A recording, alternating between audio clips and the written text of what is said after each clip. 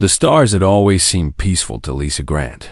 She had spent her whole life looking up at them, dreaming of the day when humans would travel among them.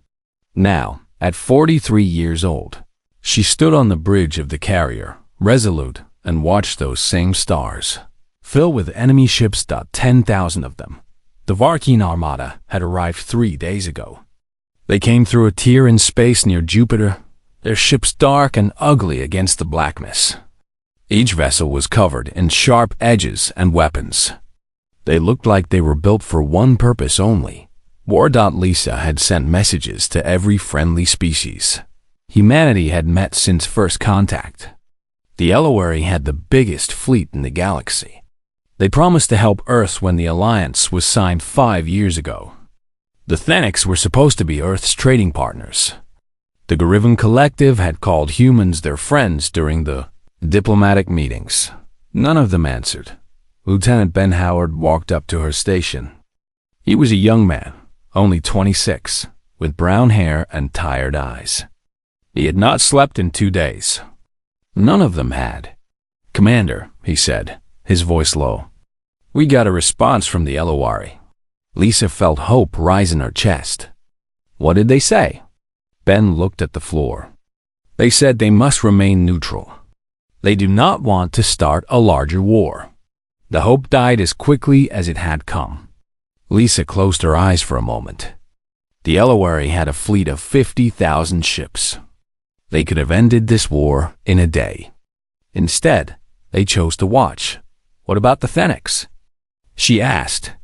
"They claim all their ships are busy with border patrol. They send their regrets. And the Garivan?" Ben shook his head. "Nothing. Complete silence." Lisa turned back to the window. Outside, she could see the lights of her fleet. 400 ships. Humanity had built every single one of them in the past 10 years, working day and night to prepare for threats like this. They had thought 400 ships was a lot. Against 10,000, it was nothing. The Varkeen were known throughout the galaxy. They had conquered 17 civilizations in the past 100 years. They did not negotiate. They did not make peace. They arrived at a planet, killed everyone who fought back, and took everything of value. The survivors became slaves. Earth had done nothing to them. Humans had never even met the Varkeen before. But the Varkeen did not need a reason. They conquered because they could. Because no one stopped them. A communication officer named Amy Price spoke up from her station. "Commander, we are receiving a transmission from the Varkeen flagship." Lisa straightened her uniform. "Put it on screen." The main display flickered, and a face appeared. It was not human. The Varkeen had gray skin, 4 eyes arranged in a square pattern, and a mouth full of teeth that looked like broken glass. This one was larger than the others Lisa had seen in intelligence reports. He wore armor that seemed to be made from bones. "I am Admiral Torvax," the creature said. His voice was deep and rough, like stones grinding together. "I command this fleet. You are the leader of the human defense?" "I am Commander Lisa Grant," she replied. "I speak for Earth's military." Torvax made a sound that might have been a laugh. "Your ships are small. Your weapons are weak. You have no allies coming to save you. I offer you one chance. Surrender now. Your people will become servants of the Varkeen Empire.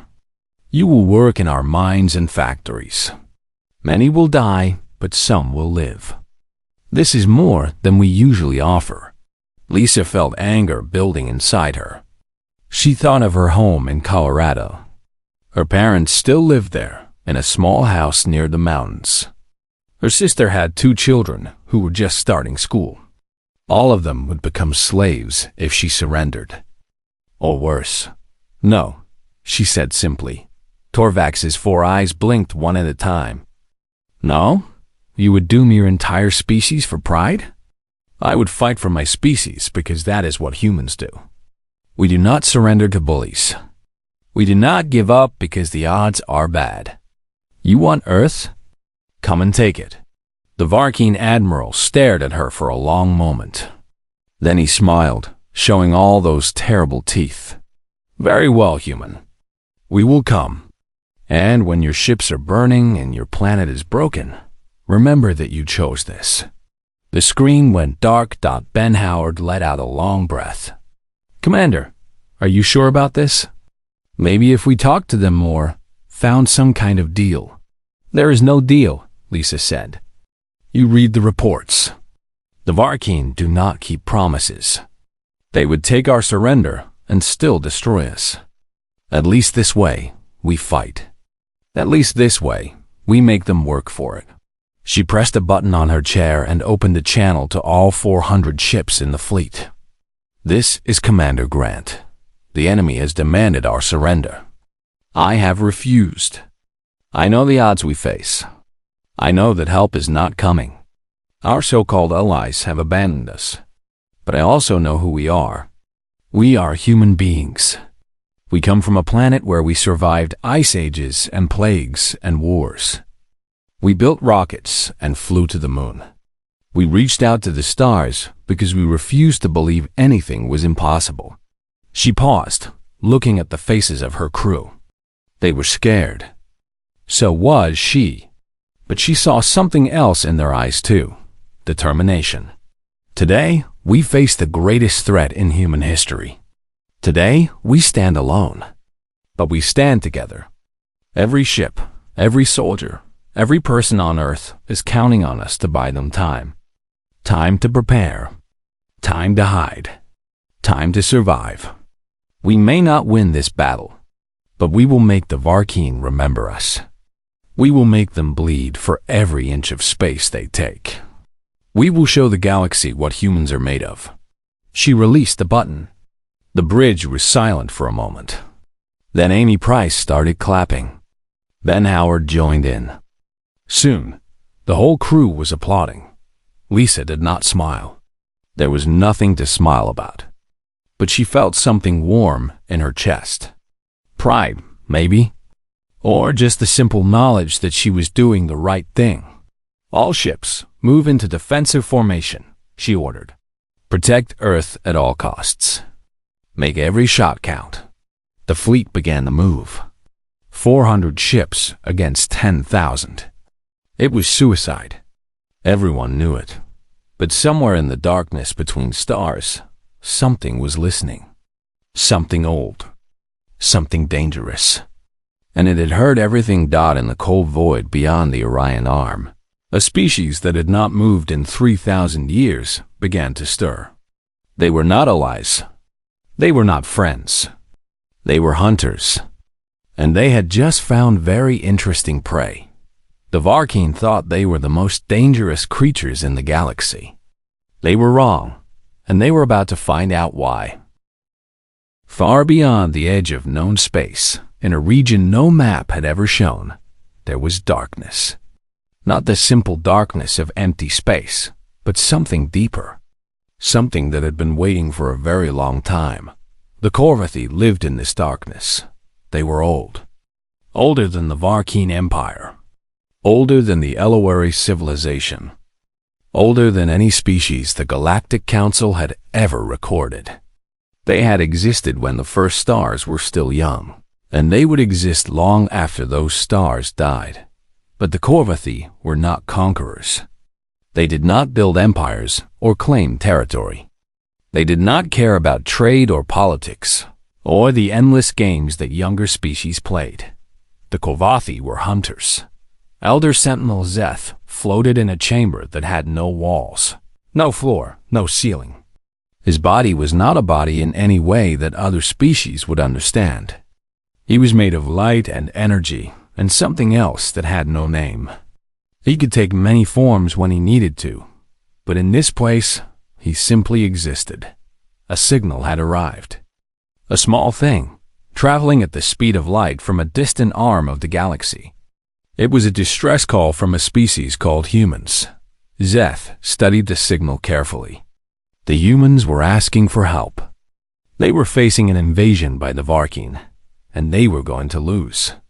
The message contained tactical data, ship positions, weapon types. everything the humans knew about their enemy. What caught Zeth's attention was not the information itself. It was why the humans had included it.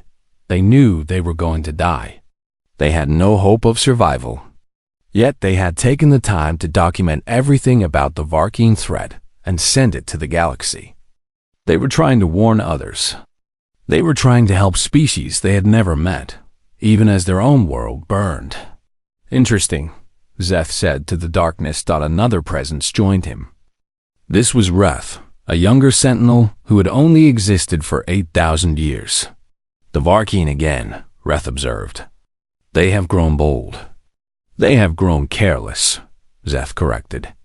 There is a difference. Bold creatures know their limits. Careless creatures forget they have any. Zeth pulled more data from the human signal. There was a recording attached. He played it. The image showed the inside of a Varkeen scout ship. It had been damaged in a battle, floating dead in space. A boarding team of humans had entered it. They wore simple armor and carried weapons that looked crude, even by young species. Standards. But then the fighting started. The Varkeen crew had survived. They were larger than the humans, stronger, better armed. They should have won easily.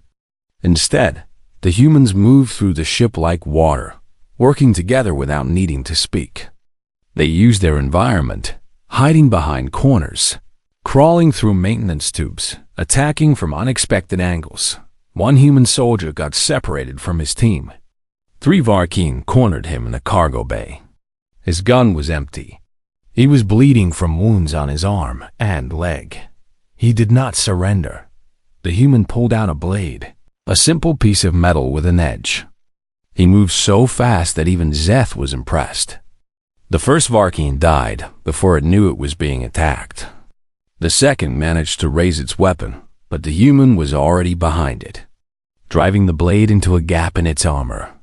The third Varkeen tried to run. It did not get far. The human collapsed against a wall when it was over. He was badly hurt, blood pooling on the floor around him. But he was alive. And 9 Varkeen warriors were dead. What is this creature? Reth asked. A hunter, Zeth said. There was something in his voice that might have been respect. They do not know it yet. They think they are weak because their technology is young. They are wrong. The Kovathi had spent millions of years watching the galaxy. They had seen countless species rise and fall. Most of them were grazers, herd animals in spirit if not in form. They survived by avoiding danger, by hiding, by hoping that predators would choose easier targets. The Varkeen were predators. They had risen to the top of the food chain through violence and cruelty. No one challenged them because everyone was afraid of them. But predators could become prey.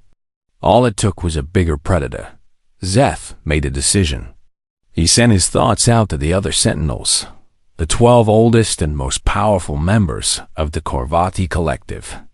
We hunt, he announced. The response was immediate. Excitement rippled through the darkness. The Kovathi had not hunted in 3,000 years. They had grown bored. The galaxy had become too peaceful, too organized, too dull. The younger species had forgotten that monsters existed. One of the humans, Reth asked, do we save them? Zeth considered the question. The Kovathi did not save anyone. That was not their purpose. They hunted threats. They restored balance. They reminded the galaxy that some things should be feared. But there was something about the humans that interested him. We will observe them, he said. If they survive long enough to interest us, we will make contact. If not, they will have served their purpose by showing us where the Varkeen are. 12 Kovathi hunt ships began to wake from their long sleep. They were not large vessels by galactic standards. Each one was about the size of a frigate, smooth and dark and completely silent. They had no visible weapons, no shields that sensors could detect, no engines that produced heat or light. They moved through space by will alone. The Varkeen have 10,000 ships, Reth observed. We are sending 12. Yes, Zeth agreed. Is that enough? Zeth's form shifted into something that might have been a smile if he had a face. It is too many. But I want this to be memorable. The hunt ships accelerated into the void. They moved faster than light, faster than thought, faster than fear. They crossed distances that would take normal ships months in a matter of hours. Behind them, in the darkness, the rest of the Korvati collective watched and waited. They had not been this entertained in a very long time. Zeth remained behind, studying the human signal. He watched the recording of the soldier with the blade over and over again. There was something beautiful about it. The human had been outmatched in every way. Size, strength, weapons, numbers. By all logic, he should have surrendered or died quickly. Instead, he had become something else. Something primal. Something that existed before civilization and technology, before ships and empires. Something that every hunting species recognized. A killer. The humans called themselves peaceful. They said they wanted friendship and trade and cooperation. They had joined the galactic community hoping to learn and grow, but underneath all of that, they were predators. They had simply forgotten. Zeth intended to remind them. The hunt ships would arrive at the Sol system in 6 hours. By then, the battle would have started. The humans would be losing. Their ships would be burning, and their hope would be gone. And then the Korvathi would appear. Zeth wondered how the humans would react. Would they be grateful? Afraid? Confused? It did not matter. What mattered was what they would become afterward. The galaxy thought it knew what predators looked like. The galaxy was wrong. The Varkeen were about to learn this lesson. And if Zeth was right about the humans, they would learn it too. The hunt had begun. The battle for Earth had been going on for 4 hours, and humanity was losing. Commander Lisa Grant watched another ship die on her tactical display. The Denver, a destroyer with a crew of 200. It had been hit by 3 Varkeen missiles at once. The shields failed in seconds, and the hull split open like a broken egg. There were no escape pods. There was no time. Denver is gone, Lieutenant Ben Howard reported. His voice was flat. He had said those words too many times today. Lisa did not respond. She was counting. Humans had lost 87 ships so far. The Varkeen had lost 12. The math was simple and terrible. The Resolute shook as another blast hit the shields. Warning lights flashed across the bridge. Somewhere in the ship, an alarm was screaming. Shield power down to 40%, Amy Price called out. We cannot take many more hits like that. Lisa looked at the tactical display. The Varkeen fleet had surrounded what remained of the human forces. They were pressing in from all sides, slowly crushing the defenders into a smaller and smaller area. It was not even a real battle anymore. It was an execution. All ships, fall back to position 7, Lisa ordered. Protect the carriers. Keep the fighters in the air. The fleet tried to respond, but they were too slow. The Varkeen were faster, their ships better, their weapons stronger. Every advantage belonged to the enemy. Admiral Torvax's face appeared on the screen again. He was smiling. Commander Grant, he said, almost politely. Your resistance is impressive. Foolish, but impressive. Your species has courage. It is a shame you will not survive to use it. Lisa did not answer him. She had nothing to say. She was too busy trying to keep her people alive for a few more minutes. My offer still stands, Torvax continued. Surrender now, and some of your people will live. Continue fighting, and we will destroy every ship, then bombard your planet until nothing remains but dust. The choice is yours. The screen went dark again. Ben Howard moved closer to Lisa. Commander, he said quietly, maybe we should consider. No. The word came out harder than Lisa intended. We do not surrender to slavers. We do not surrender to murderers. If we die today, we die free. She meant it. Every word. But she also knew that her stubbornness was about to cost millions of lives. The Varkeen would reach Earth in a few hours. The planet had some defenses, but nothing that could stop 10,000 warships. Then the sensor screamed. Contact! Amy Price shouted. Unknown vessels, bearing 047. Lisa spun toward the display. 12 new ships had appeared at the edge of the battlefield.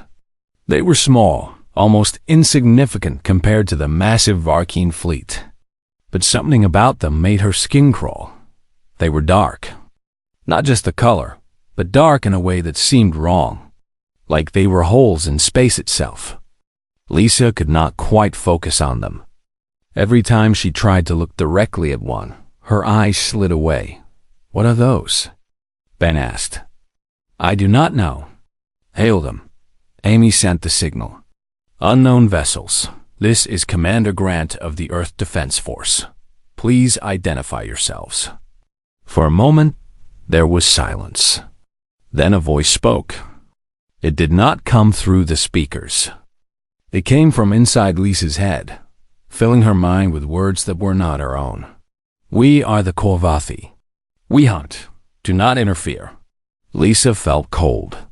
She had never experienced anything like this. She could feel the presence behind the voice, something vast and ancient and completely inhuman. The Varkeen fleet had stopped its attack. Every ship was turning toward the new arrivals. Admiral Torvax was probably trying to figure out what these creatures were. He was about to find out. The 12 Korvathi ships moved. One moment they were still. The next they were inside the Varkeen formation. Lisa had not seen them accelerate. They were simply here, and then there, as if they had stepped outside of normal time. The first Korvathi ship reached a Varkeen dreadnought. The dreadnought was massive, over 3 kilometers long, bristling with weapons. It was the flagship of one of Torvax's battle groups. The Korvathi ship touched it. That was all. Just touched it. And the dreadnought came apart. Not exploded. Not burned. It simply fell to pieces, like a toy pulled apart by a child. Metal plates separated from the hull. Decks collapsed into each other. The reactor went dark, and then the whole thing broke. Into 1,000 fragments that drifted into space. 3,000 Varkeen crew members died in less than 5 seconds. The bridge of the Resolute was completely silent. What the hell? Ben whispered. The other Korvathi ships were doing the same thing. They moved through the Varkeen fleet like ghosts, touching ships and watching them die. The Varkeen fired back with everything they had. Missiles, plasma cannons, kinetic rounds. Nothing touched the Korvathi. The weapons simply missed, as if the ships were not quite where they appeared to be. In 20 minutes, 400 Varkeen warships were destroyed. The human crews watched in stunned silence. They had been fighting for their lives, losing friends and ships and hope. And now these strange creatures were doing what the entire human fleet could not. Lisa found her voice. All ships, hold position. Do not engage. Let them work. It was not really a tactical decision. It was the only thing that made sense. Whatever the Korvathi were, they were not interested in fighting humans. They were interested in the Varkeen. Admiral Torvax's voice came through on an open channel. He was screaming orders at his fleet. All ships, concentrate fire on the unknown vessels. Full power to weapons. Destroy them. 6,000 Varkeen ships focused their weapons on the 12 Korvathi. The barrage was massive, enough firepower to crack a planet. Beams of energy and clouds of missiles filled the space around. The dark ships, none of it mattered. The Korvathi did not even seem to notice. They continued their work, calmly taking apart Varkeen ships one by one. Every blast missed. Every missile went wide. The Varkeen were not just outmatched. They were being ignored. Lisa watched a Corvathi ship approach a Varkeen carrier. The carrier tried to run, its engines burning at full power. It did not help. The dark ship caught it easily, reached out with something that looked like tendrils of pure darkness, and pulled the carrier apart from the inside. "They are not just killing them," Amy Price said slowly. "They are hunting them like animals." She was right. The Corvathi were not trying to win a battle. They were conducting a hunt. And the Varkeen, the most feared conquerors in the galaxy, had become the prey. Admiral Torvax appeared on the screen one more time. His 4 eyes were wide. His voice was shaking. "Who are you?" he demanded. "What do you want?" "We can negotiate. We can give you whatever you want." The Corvathi voice filled Lisa's mind again. This time, she knew the Varkeen could hear it too. "We are the Corvathi. We have hunted in this galaxy since before your species learned to walk. We do not negotiate. We do not make deals. We hunt. And you, Admiral Torvax, have made yourself interesting prey." The Varkeen flagship tried to run. It did not get far. 3 Corvathi ships surrounded it, and for a moment, nothing happened. Then the flagship began to twist, its hull bending in ways that metal should not bend. Lisa could hear screaming on the open channel. Then silence. The flagship was gone. The remaining Varkeen fleet was in complete chaos. Ships were fleeing in every direction, abandoning their formations, abandoning their mission. They were no longer conquerors. They were animals running from a predator they could not understand. The Corvathi followed them.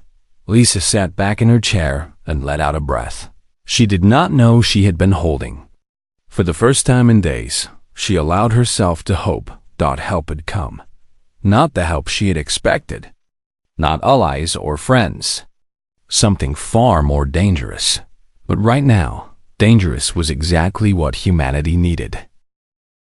The hunt lasted 6 hours. Commander Lisa Grant watched from the bridge of the Resolute as the Corvathi chased the Varkeen fleet across the Sol system. It was not a battle. It was a slaughter. The most powerful invasion force in galactic history was being taken apart by 12 ships. At the start, the Varkeen had 10,000 vessels. After the first hour, they had 6,000. After the third hour, 3,000. The numbers kept falling, and the Varkeen kept dying. Lieutenant Ben Howard stood next to Lisa, his face pale. "They are hurting them," he said quietly. Lisa nodded. She had noticed it too. The Corvathi were not just destroying the Varkeen ships randomly. They were pushing them, driving them toward a specific point in space near the orbit of Mars. Every time a group of Varkeen tried to escape in another direction, a Corvathi ship would appear and cut them off. It was exactly how wolves hunted deer. Corner the prey. Separate the weak ones. Kill them one by one. "I have seen predator behavior before," Lisa said. "In nature documentaries. This is the same thing. They are not soldiers. They are hunters. Should we help them?" Ben asked. Lisa almost laughed. "Help them? With what?" "Our weapons would be useless against the Varkeen ships they are destroying. We would just get in the way." She was right, and they both knew it. The Corvathi were operating on a level that humanity could not match. Their ships moved in ways that broke the laws of physics. Their weapons, if they even had weapons, were beyond anything human scientists had imagined. This was not a fight between equals. This was a lion among sheep. Amy Price spoke up from her station. "Commander, we are receiving transmissions from the remaining Varkeen ships. They are requesting terms of surrender." Lisa felt something complicated move through her chest. The Varkeen had offered no mercy when they arrived. Their plan had been genocide. Every human on Earth would have been killed or enslaved. Part of her wanted to see them all destroyed, but another part of her knew that revenge was not justice. "Can we communicate with the Corvathi?" she asked. "I can try." Lisa took a deep breath. Open a channel. She did not have to wait long. The voice appeared in her mind again. That strange presence that was so much bigger than her. Commander Lisa Grant, the Korvathi said. You wish to speak? Yes. The Varkeen are asking to surrender. What do you want to do with them? There was a pause. When the Korvathi spoke again, there was something different in the voice. Interest, maybe. Or curiosity. The Varkeen are our prey. We will continue the hunt until they are destroyed. This is what we do. But they are surrendering. They are beaten. Yes, they are beaten. That is why we hunt them. The strong become weak. The hunters become prey. This is the natural order. Lisa thought about those words. She understood them. In a way, she even agreed. The Varkeen had terrorized the galaxy for 100 years. They had killed billions of innocent beings. They deserved to die. But if humanity stood by and watched, what would that make them? I am asking you to stop, Lisa said. Accept their surrender. Disable their fleet, but let them live. Silence. The Korvathi presence seemed to grow heavier, pressing against her mind. Why? They showed you no mercy. They would have destroyed your world and enslaved your people. Why do you care about their lives? Lisa did not have an easy answer. She thought about her parents in Colorado, her sister and her children, all the people on Earth who had been waiting to die just a few hours ago. Because we are not them, she said finally. Because if we become like them, they win. Even if they die, they win. I want to beat them. I want to be better than them. That means showing mercy when they cannot. More silence. Lisa waited, her heart pounding in her chest. Mercy is a choice only the strong can make, the Korvathi said. The weak cannot afford it. The desperate cannot offer it. You have just watched your species nearly die. Your allies abandon you. Your fleet is broken. Yet you choose mercy. Yes. Why? Lisa thought about the question. She thought about everything humanity had been through to reach the stars. The wars, the plagues, the disasters. Every time they had been knocked down, they had gotten back up. Not because they were the strongest or the smartest. Because they refused to give up on what they believed in. Because that is who we are, she said. We believe that people can be better. That the future can be better. If we stop believing that, then nothing else matters. The Korvathi presence shifted. Lisa felt something that might have been approval. Very well, Lisa Grant. We will honor your request. The Varkeen will live. The 12 hunt ships changed their behavior immediately. Instead of destroying the remaining Varkeen vessels, they began disabling them. Engines went dark. Weapons went cold. Life support remained active, but everything else was shut down. In less than an hour, 3,700 Varkeen ships were drifting helplessly in space. Their crews were alive, but they were not going anywhere. Ben Howard let out a long breath. They actually did it. Lisa nodded, but she did not feel relieved. She felt tired. More tired than she had ever been in her life. The battle was over, but the work was just beginning. Contact Earth Command, she said. Tell them the invasion has been stopped. The Varkeen fleet is disabled. We need rescue ships and medical teams. A lot of them. What about the Korvathi? Amy asked. Lisa looked at the display. The 12 dark ships had gathered at the edge of the system. They were not leaving. They were waiting. I think they want to talk, she said. She was right. The Korvathi voice appeared in her mind one more time. You have shown us something unexpected today, Commander. Your species is young and weak. Your technology is primitive. But you have something that most species do not have. You have will. You have the ability to choose what you become. Lisa was not sure how to respond to that. The Varkeen were predators, the Korvathi continued. They believed that strength meant power, The power meant survival. They were wrong. Strength means nothing if you do not know what to do with it. Power means nothing if you cannot control it. The Varkeen had both, and they became monsters. What about you? Lisa asked. What do the Korvathi believe? We believe in balance. The strong must be challenged. The hunters must be hunted. When a species becomes too powerful, too dangerous, we restore the balance. We have done this for millions of years. Lisa thought about that. It made a strange kind of sense. The galaxy needed predators to keep things in check. Without them, species like the Varkeen would grow and spread until nothing could stop them. Is that why you came here? She asked. To stop the Varkeen? Yes, and to observe you. Observe us? Why? The Korvathi presence grew warmer somehow. Less terrifying. Almost friendly. Because you surprised us. We expected you to fight. We expected you to die. We did not expect you to show mercy to your enemies. We did not expect you to care about justice when revenge was so easy.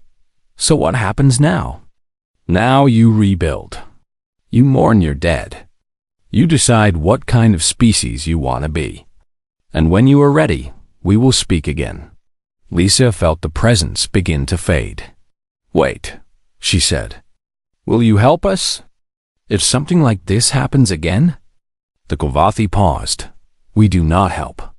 We hunt. But if the prey is interesting enough, and if the hunters are worthy, we will come. The 12 dark ships turned away from the Sol system. In moments, they were gone, vanished into the blackness between stars. Lisa sat back in her chair and closed her eyes. The battle was over. Humanity had survived. But something told her that this was only the beginning. The galaxy would remember what happened here today. The Varkeen had been the most feared species in known space. Now they were prisoners. And the species that had beaten them was not the Korvathi. It was humanity. Not because they were strong, but because they had chosen to be something better. 3 days had passed since the battle ended. Commander Lisa Grant stood on an observation deck aboard the Resolute, looking out at the wreckage that filled the space around Mars. Thousands of destroyed ships, both human and Varkeen, drifted in the darkness. Rescue teams were still searching for survivors. They would be searching for weeks. Humanity had lost 112 ships. Nearly 20,000 sailors were dead. It was the worst loss in human history, but they had won. The Varkeen fleet was gone. 3,700 ships were being towed to holding facilities near Jupiter. Admiral Torvax had been captured alive, pulled from the wreckage of a cruiser by human marines. He would stand trial for crimes against 17 species. The lawyers were already fighting over which planet would get to prosecute him first. Lisa had barely slept since the battle. There was too much to do. Too many reports to write. Too many families to notify. Too many decisions to make. A message arrived from Earth Command. The Elowary ambassador wanted to schedule a congratulations call. The Thenics were offering assistance with rebuilding. The Garivan Collective had sent a statement praising humanity's bravery. Lisa deleted all of them without reading them. You should take the calls, Ben Howard said. He was standing behind her, holding 2 cups of coffee. The politicians are going crazy. Everyone wants to be our friend now. Lisa took the coffee and shook her head. They were not our friends 3 days ago. They watched us die and did nothing. I do not want their congratulations. But we need allies. The Varkeen are gone, but there are other threats out there. We cannot face them alone. Then we will find real allies. Not species that abandon us when things get difficult. Ben did not argue. He knew she was right. The Galactic Council had proven itself useless. When the real test came, none of them had helped. Only the Korvathi had answered. Speaking of the Korvathi, a small shuttle appeared on Lisa's display. It was not human. It was not Varkeen. It was dark and smooth, almost invisible against the blackness of space. Unknown vessel approaching, Amy Price reported from her station. It is not responding to hails. Lisa knew what it was. Let it dock. The shuttle entered the Resolute's hangar bay without any problems. Lisa went down to meet it, alone. She did not bring guards or weapons. Something told her they would be useless anyway. The shuttle opened, and Zeth stepped out, or something that called itself Zeth. Lisa could not really see what the Kovathi looked like. Every time she tried to focus on the figure, her eyes seemed to slide away. It was tall, maybe 2 meters, and vaguely humanoid. Beyond that, her brain refused to process the details. "Commander Lisa Grant," Zeth said. The voice was in her mind again, but softer now, almost gentle. "Thank you for meeting me. I was not sure you would come back. I said we would speak again. I keep my word." Lisa gestured toward a door. "Would you like to go somewhere more comfortable? I can offer you a conference room, or this place is fine. I will not stay long." Lisa nodded. She had 1,000 questions, but she decided to start with the most important one. Why did you really come here? Not to stop the Varkeen. You could have done that any time. Why now? Why us? Zeth's form shifted, something that might have been amusement rippling through the connection. You are direct. I appreciate that. Most species waste time with small talk and diplomatic rituals. You ask what you want to know. I learned a long time ago that life is too short for games, especially after this week. Very well. I will answer your question. Zeth seemed to gather itself, becoming more solid, more present. We came here because we were curious. The Kovathi have existed for millions of years. We have seen countless species rise and fall. Most of them are forgettable. They build their empires, fight their wars, and disappear. Nothing special, nothing interesting. And we are different? You are different. Not because of what you can do. Your ships are weak. Your weapons are crude. Your technology is centuries behind the Varkeen. By every measure that matters, you should be nothing more than prey. Lisa felt a flash of anger. If we are so weak, why are we still here? That is exactly my point. You should not be here. The Varkeen should have destroyed you. Your allies should have abandoned you, and they did. Everything was against you. Logic said you would lose, but we did not lose. No, you did not. And that is what makes you interesting. Zeth moved closer. Lisa resisted the urge to step back. I watched the recording of your soldier, the one who killed 9 Varkeen with a blade. I watched it many times. Do you know what I saw? A man fighting for his life? I saw a hunter, a creature that refused to accept defeat, a being that looked at impossible odds and decided to win anyway. That is rare. That is valuable. That is what the galaxy needs. Lisa thought about the soldier in the recording. She had looked up his file. His name was Danny Cole. He was 24 years old, from a small town in Ohio. He had joined the Navy because he wanted to see the stars. He was currently in a hospital on the Resolute, recovering from his wounds. She made a mental note to visit him later. What do you want from us? Lisa asked. I want you to become what you already are. Hunters. Predators. The galaxy thinks you are weak because your ships are weak. They are wrong. Your species has something rarer than technology. You have will. You have the instinct to fight even when victory seems impossible. You have something that cannot be built or bought. And if we agree, what happens then? Zeth's presence grew warmer. Lisa could feel something like hope in the connection. Then we teach you. We share what we know. Not everything, not at once, but enough to make you dangerous. Enough to make the galaxy think twice before threatening you again. In exchange for what? in exchange for your partnership. When the next threat rises, and there will always be a next threat, humanity will stand with us. Not as servants, not as followers, as equals, as hunters. Lisa thought about the offer. It was tempting. The idea of having the Kovathi as allies, of learning their secrets, of becoming something more than humanity had ever been. But she was also cautious. The Kovathi were not kind. They were not gentle. They were predators of the highest order, and predators always had their own agendas. I need to discuss this with Earth Command, she said. This is not a decision I can make alone. Of course. Take whatever time you need. We have been waiting for millions of years. We can wait a little longer. Zeth turned toward the shuttle, then paused. One more thing, Lisa Grant. The galaxy will learn what happened here. They will learn that the Varkeen, the most feared species in known space, were defeated. They will try to claim credit. The Elwari will say they were planning to intervene. The Thenics will say they provided secret support. The Garivan will say they always believed in humanity. Let them say what they want. I do not care about credit. I know.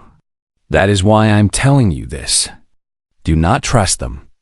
They abandoned you once. They will do it again. The only allies worth having are the ones who come when called, who fight without hesitation, who understand what it means to face extinction and choose to fight anyway. Like the Kovathi? Like the Kovathi. And like humans. Zeth entered the shuttle. The door closed behind the strange being, and the vessel lifted off and disappeared into space. Lisa stood, alone in the hangar bay for a long time. The galaxy was about to change. Humanity had proven itself in the worst possible way. They had faced annihilation and survived. They had been abandoned by their allies and fought anyway. They had shown mercy to their enemies when revenge would have been easier. And now they had the attention of the oldest hunters in the galaxy. Lisa did not know what the future would bring. She did not know if the partnership Zeth offered would be good for humanity or bad. She did not know what challenges they would face or what prices they would pay.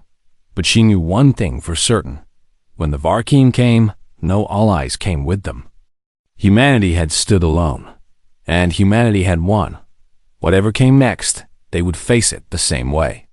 With courage, with determination, with the stubborn refusal to give up that had carried them from caves to stars.